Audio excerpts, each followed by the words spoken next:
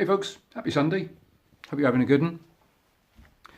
I'm out in the cabin here, been working on the hardboard and thought I'd give you a little view into what I've been up to and tell you a bit more about what's been going on with the boards in here. So those of you who've been following the Gonzo's Up Facebook or Instagram channel will know that I picked up this hardboard summer this year, or last year I should say.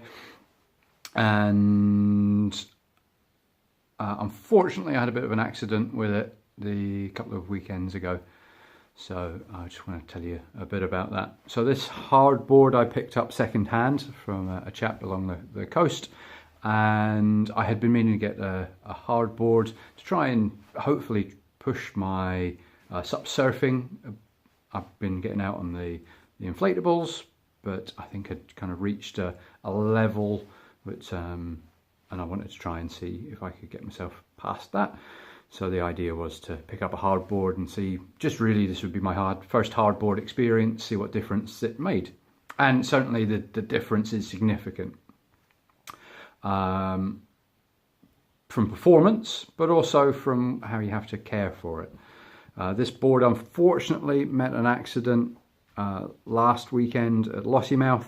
It was a windy day. We were out with the Murray Sup group, and I put it on the path to get changed, and a gust of wind picked it up quite a height and smacked it down on the rocks, and I've ended up with some fairly significant dings. They'd managed to crack, this is a bamboo laminate board, they managed to crack the bamboo laminate. I didn't pick it up, it wasn't very expensive. And so it probably wasn't worth getting professionally repaired, and it gave me a chance to get my hand in and try getting some repairs done. This is one of the things I want to be able to do, is be able to maintain and look after these boards, and should I ever get to the point where I want to actually go out and buy a new board, I want to be confident that I can look after it in the way it's intended. So buying a bashed up old board was probably the way to go. So I picked up a repair kit. This is the Dingall epoxy repair kit. Following the research, this seemed to be the right stuff for the job. And actually the process of sorting this out has been fairly straightforward. I'm lucky that I've now got the workshop area now that I can set the board up and be able to work on it. But I'll show you a little repair. I don't know how easy this is going to be. Sorry. So there we go. So this is one of the cracks. So this had been cracked just along where the end of the bamboo laminate finishes. It had to be sanded back.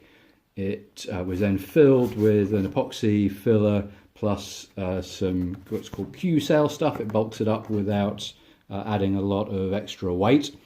And this bit now is just about to get its fiberglass covering with another layer of epoxy over the top of it. And then once that's done, that will take it to the same situation as one of the bits here, in fact, which has had the epoxy on. It's then been sanded back down, and this should now be ready for painting.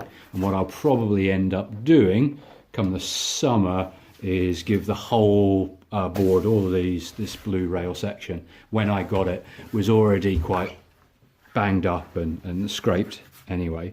So I will probably mask off the nice bamboo area and then give this a full paint over.